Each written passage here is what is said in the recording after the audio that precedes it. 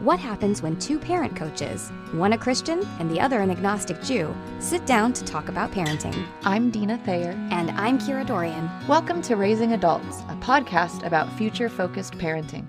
Well, hi, everyone. Welcome to today's episode of Raising Adults. Today, we have a very special guest. She is a couples counselor and sex therapist who is absolutely fantastic, and she's going to talk with us about relationships after you have children, but also what you can be doing before you have them and while you're still expecting to prepare for some of the relationship challenges on the other side of having a baby.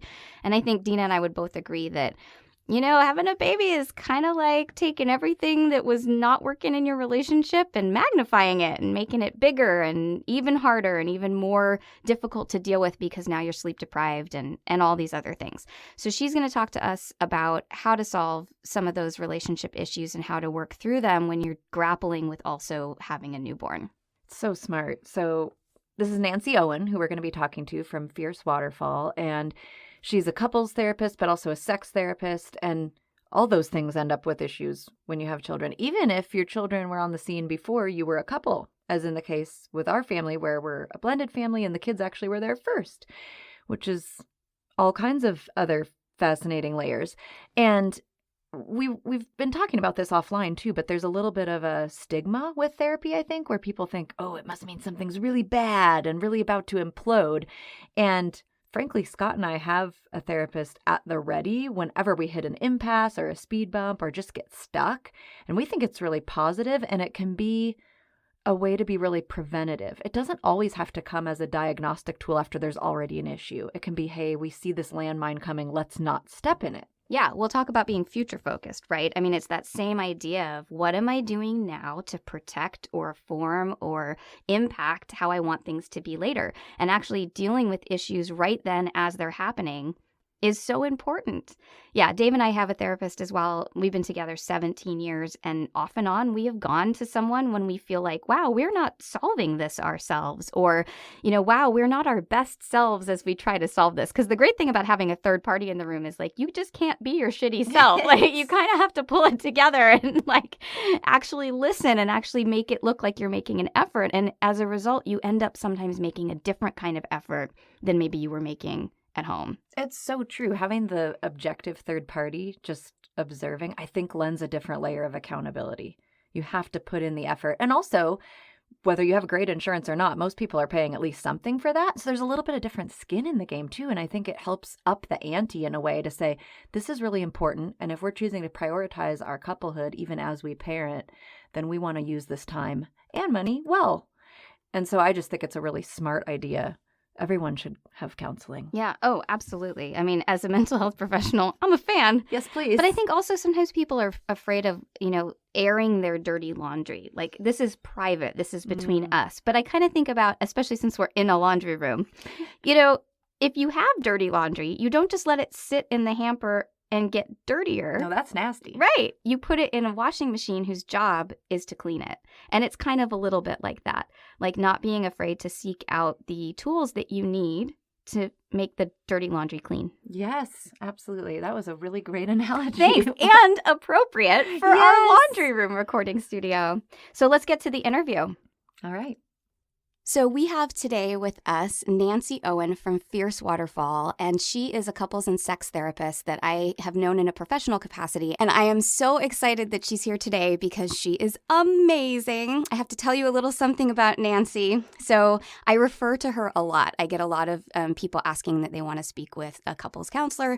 So I refer to Nancy a lot, and I always get the exact same email after I have referred her. And it always says, OMG, Nancy is amazing! Exclamation point, exclamation point. So this woman is the bomb. I'm so excited that she's here with us today. So Nancy, why don't you start by just telling us a little bit about yourself and your background and the work that you're doing? Wow, that's really kind. It's so nice that you said that. So yes, I'm a therapist, a couples and sex therapist. I work in Kirkland out of a private practice office there. I've been a therapist for 25, let's not go into that. How many years? 25 plus years. And I started out working with kids and families years and years ago in community mental health. Did a lot of work with foster care, kids who've been taken out of their homes, that kind of stuff. 10 years there. The last 15 or more years, I've been focused on completely adults and certified as a sex therapist and have been doing couples work. I do individual work as well. My passion is relationships, helping people restore relationships after there's been disruptions. I've taught the Bringing Baby Home class, John Gottman's work, if you know that work. And that was kind of my connection to postpartum stuff. So I've done a lot of work with people postpartum as well. Fantastic. So let's just go in chronological order. So let's talk prenatally. I'm curious, what advice you might have for couples who are expecting. What can they be doing right now to prepare themselves for some of the relationship challenges that are coming down the pipeline? So one of the things to think about when you're pregnant is that I think our culture gives us the idea that this is the greatest thing that's ever going to happen to you and that you should be blissful the whole time.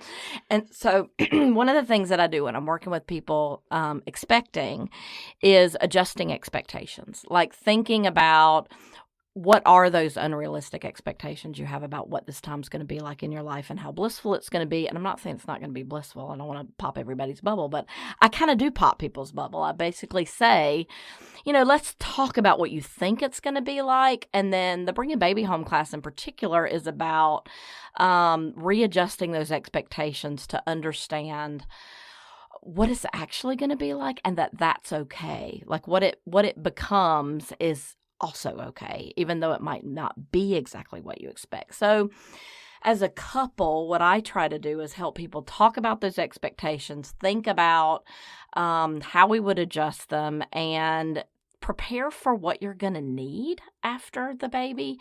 One of the things that causes a lot of conflict for couples is we don't know what we're going to need. We prepare in one way, and then we figure out that the people who are coming in to help us, say we're having our in-laws or our parents come in for a bit, it creates more of a difficulty than help. And how are we going to figure that out? So we just talk ahead of time about what do you think you're going to need.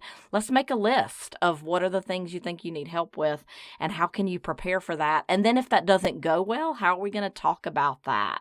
So I have couples kind of think ahead a bit.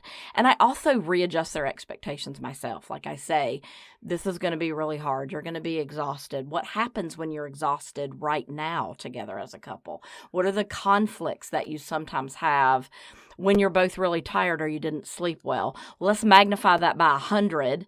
And how's that going to be? And then their eyes get really big and everybody gets really freaked out. I'm like, okay, so let's back off because we can prepare for that. So aside from the, people coming in to help example, is there another place where you see those expectations being faulty, where you're like, wow, that's a really common theme that people think this particular part is going to be different than it is? I think that people are kind of shocked often by their own transformation to being a mom and being a dad. And I really don't think you can prepare for that adequately, like what it's going to feel like to have this little person handed to you. I mean, I can remember it myself when they handed my first to me. I was like, really? Because I don't know what to do here. You're going to need to help me out. You're not sending me home with this, but I don't have any idea what to do here. And I've been a therapist, a kid therapist, for 10 years by that point. So, I mean, it's kind of weird, but I was like, I don't know what to do here. So I think that also seeing your partner as a parent is different as well. And so there's a common theme of now we're mom and dad, and we were whatever we were before that. We were just a couple, we were partners, we were whatever. Just seeing your partner in a different way and understanding how to incorporate that into your identity is also kind of a common theme. And I do talk to people about that, but I think it's hard to know until you're there, how that's going to feel. Yeah. Okay, so then let's talk about when you're there. Okay. So we're on the other side. We've brought a baby home.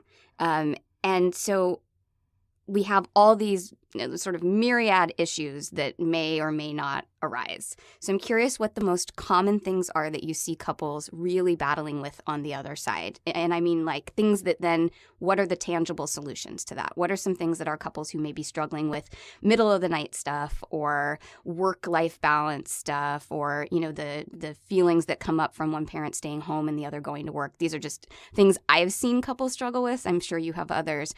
So what would you say are the most common? And then are there any tangible suggestions that you have that our listeners could actually start trying at home right now? So some of the things you mentioned are absolutely on my list as well. I think time management or time and resource management is maybe one of the things that comes up a lot. So the thing I'm thinking about is sleep deprivation and who's going to do what. And there's this shift that's really hard for couples around coming into like what we might call more traditional roles, especially if one parent is going to stay at home for a bit after the baby comes, which is typically how it goes. Then we fall into these what we call traditional, somebody goes out to work and somebody stays at home, and couples today aren't as familiar with those roles, and it feels really weird. And there's a lot of resentment that builds up over, okay, so I'm home, so no, I'm doing everything. I'm cooking, I'm doing the grocery shopping, I'm doing this, I'm caring for the baby. I can't do all these things. Well, I'm going out to work. So, I mean, I think to prepare for that, just beginning to realign who's going to do what and maybe even talk about who's going to do what. And sometimes the Gottman class has you come up with a stress-reducing conversation that you have, like that. Well, he says every day. I think that's totally, completely unrealistic for couples with a baby. So I say once a week, maybe schedule a time when you can talk together about what's going on, who's stressed about what's stressing you out this week, and how could we readjust ourselves to figure that thing out, whether it be who's taking out the garbage or who's going to get up with the baby in the middle of the night or breastfeeding's not going well. Who do we need to see about that? What are the challenges? What's happening? And I think when we're sleep deprived, everything is amplified. It's really, really important to remember that you get in this state in which you're tunnel vision to, this is going to be my life for the rest of my life and it's horrible and I can't do it. And what I try to do when I'm working with couples in that phase is help them realize it is time limited. This phase of your life is time limited. You will not be doing this forever. So let's problem solve just Tuesday, right? Let's just stay in the this week or this day mode instead of, but what if it's like this forever and we can't do this forever and we're angry with each other, and are we going to be angry with each other forever? Also understand that the way that you are as a couple, the difficulties you have are also amplified. So the cycles of communication that may be not productive or healthy are going to be amplified after you have a baby because there's more stress. So more stress amplifies the patterns that you already have. So recognizing what those patterns are and how they might not be healthy. Sometimes, seeing someone to help you with that is a really great idea at this time in your couplehood. Yeah, Dave and I do a Sunday one-to-one. It's a very corporate phrase he uses. But throughout the week, there's a lot of like, okay, well, add that to the one-to-one because we just can't deal with it in the moment. And our kids are 7.5 and we're still doing that. So I think that's such good advice. So Nancy, I'm curious about the overnights. As an infant sleep consultant, this is a huge deal and one I work with clients a lot on. And sometimes there's a parent that's still working or one that's nursing, and there might be an assumption that they kind of have to go it alone. Are there ways that couples can troubleshoot that? Tell us about your ideas for that. Yeah, that's a tough one. And I see that a lot as well in my practice. I think sometimes what bugs me about that is the expectation that one partner is going to carry that burden. And often it is placed upon the one who's breastfeeding because, well, I get from the male partner, if you're working in a heterosexual couple, well, I have to go to work, and so I have to be fresh in the morning, or I can't do anything anyway because I can't feed the baby. So I'm going to flash back to my own, time when we were in that traditional role kind of situation. I was home for several months. I was breastfeeding. My partner was going out to work. But with us, there was never kind of a question that it was just going to be me. he definitely wanted to be part of that experience. And so even if he just got up, picked up the baby, diapered the baby, handed the baby to me, and then kind of sat with me or fell asleep beside me in the bed, it was super meaningful to me to have companionship. And that was not what we always did, but we often did that. And I think that with some of my couples, we also talk about learning to pump and learning to have your partner help out with one of the feeds with a bottle. There's lots of ways to do that. And the idea that one partner should be sleeping all night because they have to get up and work, in my opinion, is a fallacy, because the other partner is also getting up and working. Amen. All day long, right? So I don't get that, and sometimes I get a little bit of pushback on that, but I do push pretty hard on why is it the breastfeeder's responsibility to do all the overnights? And I don't think it has to be every night. I do think you need to talk about it, and if resentment's building up, it's not going to be a good situation. So I do think it's something to talk about, and it's something for the non-breastfeeder to think about, how can I contribute here? Can I get up? Can I get a glass of water? Can I help in any way? Can I just be emotional support to hang out? I personally had a huge problem with breastfeeding, and so just to have my partner there to encourage, to help me position the baby, was super helpful and made me feel like I wasn't by myself. And that feeling of aloneness is huge. I love what you just said for just multiple reasons. And I think it's interesting because when I'm working with couples teaching childbirth classes, I talk about all these same things. And I joke about the fact that the only well-rested person in the family should be the baby, right? Nobody should be well-rested in this time. And exactly what you said, the breastfeeding, mother is getting up and going to work for the nastiest boss. I mean, this boss is like very demanding, non-communicative, constantly dissatisfied, and you don't even get a hot cup of coffee. So I think that that's spot on. But what I love that you said that even I had not really thought about before is the concept of companionship and how that can just change the relationship. Because I hear from couples all the time when I'm teaching. It's one of my favorite things. I always ask, what are you most looking forward to about having a baby? And I used to sort of inwardly chuckle when they would say, oh, I feel like it's just going to bring us so much closer together. And it was just my favorite. But I think that's a great example of how it can. Mm-hmm. If you have someone giving you companionship overnight, you feel like a team. You feel like a partnership. And of course, in the quiet hours of 2 a.m. with a sleeping, nursing baby, you actually are going to feel closer together. So I love that you've said that. Mm-hmm. So I remember talking with you once, and you said that you often see couples who come in 10 years after baby's born, and they're sort of unpacking stuff that happened right after baby is born. That's a common theme? Yeah. I think what often happens is that, you have a baby, you transition from what they call, to 3, we to 3. People use that term. And so you don't get help then.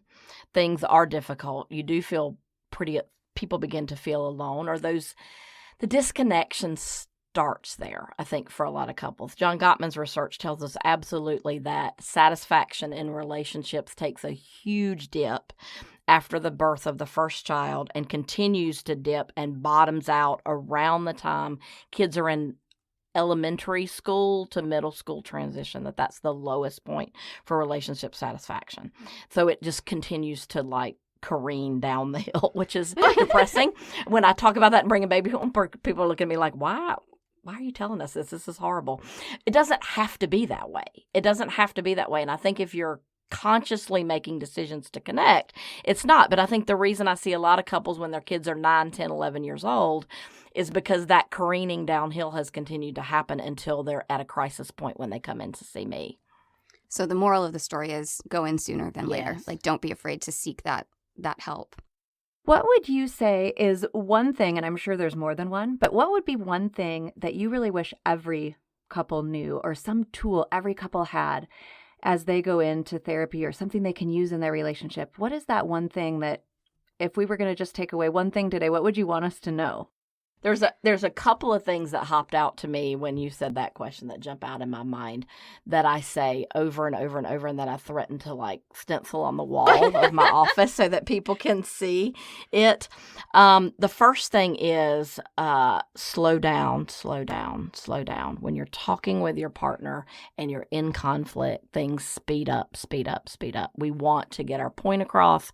We get urgent, we get afraid, we get triggered, and we speed up, and it's always catastrophe when you speed up. If you can slow down, if you can listen, if you can breathe yourself and your partner can breathe, then you can have a conversation and you can listen. And I think they go together. The two things I say so much go together. The slow down is the first, and the second is when your partner tells you something, anything, whether it's a complaint, whether it's something about their day, whether it's, a struggle they're having, really try to ask yourself, what is my partner telling me about him or her? Not what is my partner telling me about me. And this is the hardest to get when your partner is telling you about you. In other words, if your partner's saying, I'm so upset at you, and here's why I'm so upset at you, your first response is defensiveness, right? I didn't do that. I didn't mean it that way. You're hearing it wrong. And what I say to people is, your partner is telling you about them. They're saying something about them. Try to figure out what that is. And in order to do that, you have to slow down. Mm-hmm. You have to really listen. You have to take down the wall that goes immediately up that says, I didn't do that. No, I didn't. No, you're saying it wrong. To what can I learn about my partner with what they're telling me right now? That's a very vulnerable thing to do. Yeah. Right? Because you have to be willing to seemingly take that information as truth, right? Because you're not defending yourself. Yes. You're not stepping in and saying, no, that's wrong. And so I would assume that feels very vulnerable for a lot of couples. It not only feels really vulnerable, it's really, really hard to do. The phrase I use a lot is you have to learn to hold on to yourself when your partner is talking. I say that over and over again. Okay, you're gonna hold on to yourself while he tells you this thing that he's feeling. And I think you're exactly right. You are accepting it as truth, because this is another Gottmanism that I like. There are two realities. Every single time you're talking, there's not one. And I think when we're in conflict, we often think, well, we're trying to get to the one reality. Whose reality is accurate in this situation? Or whose reality is most accurate in this situation? That's not they're both accurate, because your experience is your experience and it's your truth. And your partner's experience is their experience and their truth. There's two realities every single time. So if you go in saying, I need to understand my partner's reality about this before I can talk, it's pretty game changing, but it does require a lot of vulnerability, and it does require a lot of fortitude to hold on to yourself long enough to allow your partner to finish, because often we're already into our defensiveness before our partner has finished talking, actually. So do you feel like then it's about asking clarifying questions to get to the root of what they're really trying to say about themselves? I often say, that's a great, great point. I often say, if you're thinking you need to say something in response to what your partner says, ask a question. Ask a question. Mm-hmm. Ask a question. Don't make the statement you think you need to make. Ask a question, because again, that also allows your partner to feel, because your partner's very vulnerable in this situation as well. Your partner is stepping out and saying, I'm going to say this, even though I know it's probably going to land wrong, and I'm probably going to say it wrong. So they've been vulnerable too. If you step back and ask a question, it allows them to breathe a minute and go, okay, wait. He really does want to hear my experience. He didn't push back yet. I'm not saying you're never going to push back. I'm just saying not yet. Timing is everything. So if you start with a question, your partner is able to continue to engage in the conversation. If you start with a statement, especially a statement of, let me tell you what my reality is, you've changed the game again, and it may make your partner shut down. I hope our listeners at this point are understanding why I think this woman is so amazing. I couldn't agree more, Kira. On the podcast, we talk a lot about moving from surviving to thriving, or this idea of going from floundering to flourishing. And I'm wondering if you can talk a little bit about your ideas for that, if a couple really does feel kind of underwater. You mentioned the slowdown, and I'm wondering if perhaps you could flesh that out a little bit more, but maybe give us a few other key elements for couples who are kind of feeling desperate and really need to just have a little bit of hope to cling to.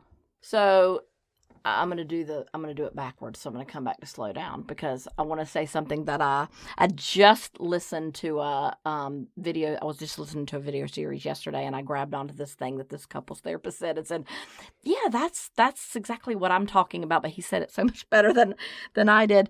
I think he was talking about the 60-second connection, that you're trying to make 60-second connections throughout your day. And he asked couples, he was talking about what we call last chance couples. So basically, as a couples therapist, there are a number of couples who come in your door and they have maybe done couples therapy before, maybe numerous times, or maybe they haven't, but they've waited way too long to get to you. And they are basically having one foot out the door. They're basically like, "You're it, doc, help us or we're divorcing," which no pressure there on us. But I mean, I think as a long-term therapist, you know that you have to get something happening right away or they're going to give up. You have to give them hope. And his idea was you have to help them start making 60-second connections. I think this is so good for postpartum couples because they can't imagine a date night. John Gottman talks a lot about date nights, and I'm like, where are you even going there? With a new baby, I mean, this is not something you can feasibly think about doing right away. But you can make a 60-second connection with your partner. You can sit and put your hand on your partner's lap and look into each other's eyes and talk for 60 seconds. You can have a cup of coffee together or a cup of tea. You can get up in the middle of the night and sit with your partner with your hand on their back, and you can say affirming things like, "Wow, look at, she latched, so cool." Those kinds of things. You can make those 60-second connections. So what I would say would be try to think in your mind, what is a 60-second connection I can make with my partner today? Is it asking him how his day was when he comes home? Is it thinking about, we got the baby down, the baby's sleeping for 15 minutes, 20 minutes, an hour? Can we sit on the couch and just snuggle together for 60 seconds and touch? Touch is super important too. I haven't talked about that. But as a sex therapist, touch is so important. And I'm not talking about necessarily sexual touch, just touching your partner, holding hands. Touch tends to go down a lot after baby because people are touched out. Mm-hmm. But it's still important to hold hands, to put your hand on somebody. To flesh out the slowdown a little bit, it really means please breathe when you're talking to your partner. Breathe before you say something. And if things seem to be triggered, take a break. I talk with partners a lot about taking a break. Sometimes we get really dialed into, we have to finish and resolve this conflict tonight. If you have been up and you are talking at 3:00 in the morning, nothing good is going to come of that. Don't be afraid to say, maybe we should just pause and stop and talk about this tomorrow, or talk about this with our therapist in 2 days whatever, put a hold on it until you're ready to talk about it. I love that. And I think, though, I would follow that up, and I'm sure you would agree with, you do then have to talk about it, right? So we're not going to put a hold and sweep it under the rug, which I think a lot of couples do. It's let's add it to that one-to-one list, or let's pick a time we're going to circle back to this. But as you said, maybe now at 3:00 in the morning is not the best time to be having that conversation. Yeah. So for blended families, they have a little bit of a different dynamic, and there's some other complexities. What might you say would be some good things for those couples to use as tools or to have as takeaways for their unique situation? Probably in those situations when I have worked with those families, there's a lot of discussion that needs to be had about expectations again, about parenting styles, because here's people who are not creating their parenting styles together. They've already created a parenting style and they come in with that. And sometimes when you mesh in other ways that have caused you to connect as a couple, your parenting style might not. And that might be surprising to you that it doesn't. So talking about expectations, talking about how are we going to manage if we have children from previous relationships and a child from our relationship, how's that going to feel different to us? How are we going to admit to each other that it feels different? Are we going to separate responsibilities out, which a lot of blended families do, in that you parent your kid, I parent my kid, that discipline is doled out in different ways?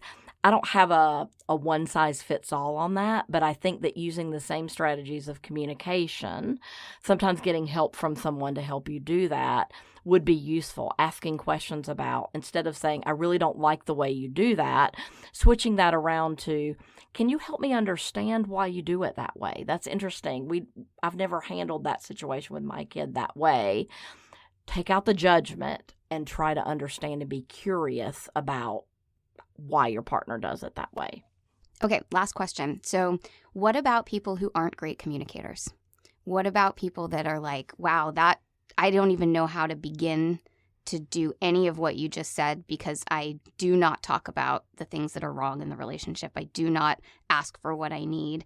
Aside from what I assume you're going to say, which is, well, please start. How does someone start that? That's a really good question. When I see folks in therapy, often this falls out along gender lines because I think that, and I might get some flack for saying this, but I've been in the profession a long time. Go for it. I think that when I get folks in my office, it is often cis heterosexual males who say, I don't know how to do this. She knows how to do this. I don't know how to do this. I don't know how to talk about my feelings.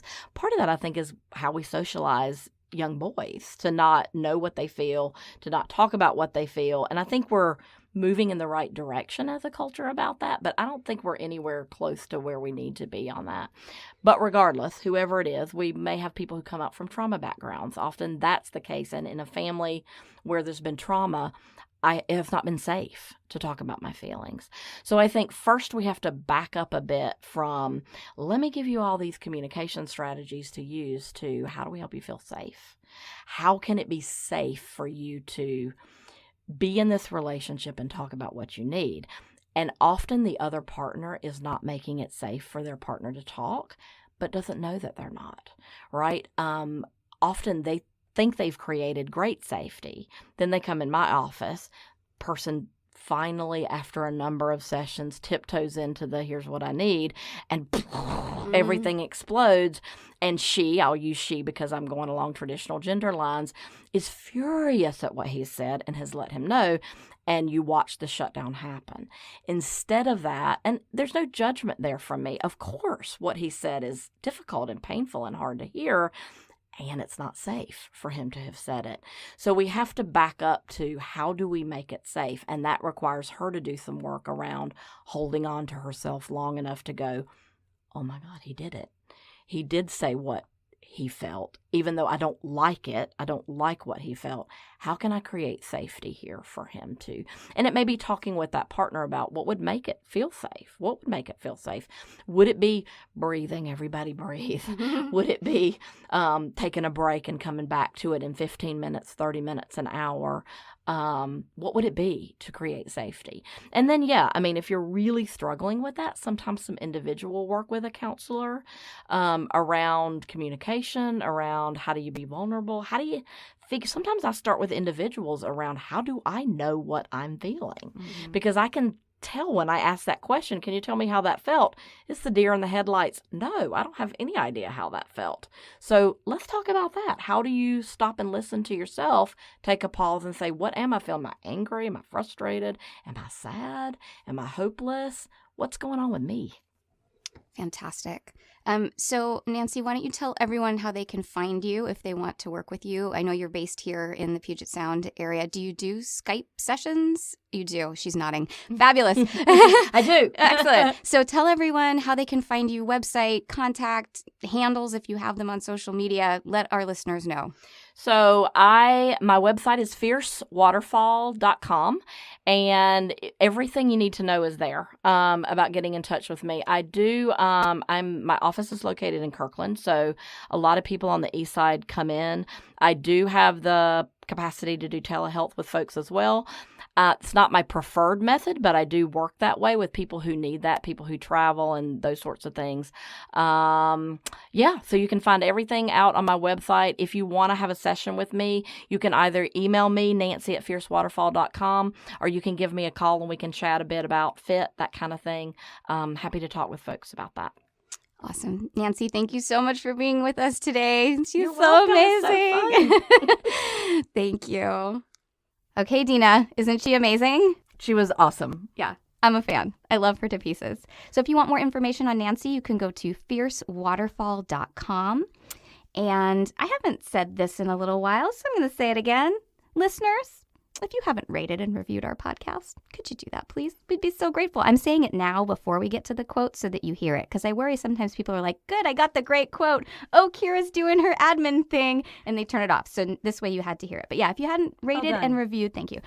Please do. We really do rely on those, and also sharing on social media. Tell your friends, tell your barista, recommend it on Facebook. That's a thing.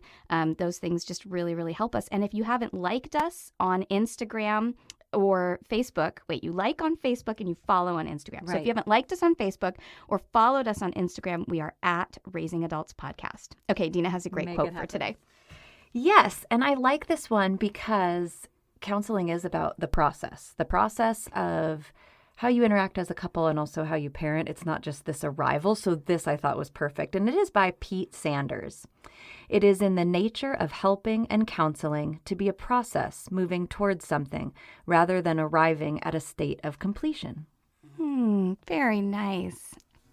Well, as always, thank you for listening. For more information on us, you can go to futurefocusedparenting.com. Don't forget, Deana and I are both parent coaches, so we work on this stuff as well. Nancy is amazing for counseling. I highly recommend her.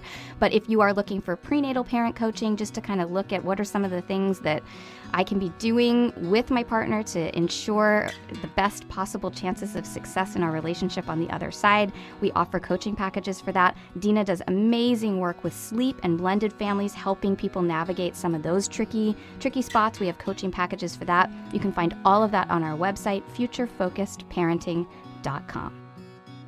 Raising Adults is produced by Kira Dorian and Deana Thayer and recorded in my laundry room. Music by Seattle band Hannah Lee. Thanks for listening.